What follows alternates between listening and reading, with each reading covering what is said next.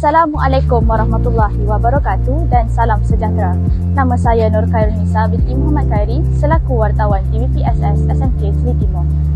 Pantai Legenda Pekan bukan sekadar tempat untuk kita menikmati keindahan alam, tetapi juga mampu melindungi habitat pelbagai jenis hidupan.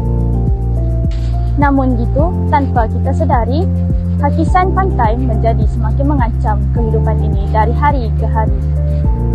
Setiap hari, ombak menghakis pesisir sedikit demi sedikit.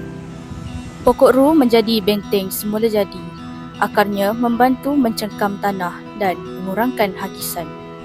Walaupun sering dipandang biasa, pokok ru sebenarnya menjadi benteng semula jadi yang membantu melindungi pantai kekal kukuh.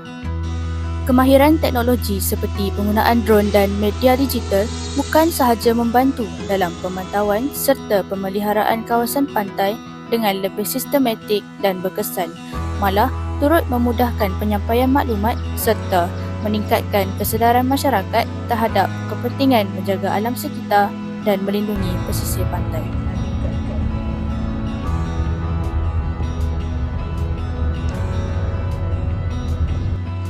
Pokok ru bukan sekadar menghijaukan pantai, malah membantu melindungi pesisir daripada hakisan demi kesejahteraan alam dan masyarakat. Oleh itu, peliharalah pantai kita dan lindungi pokok ru. Sekian dari saya, Nur Khairunisa binti Muhammad Khairi dari SMK Seri Timur.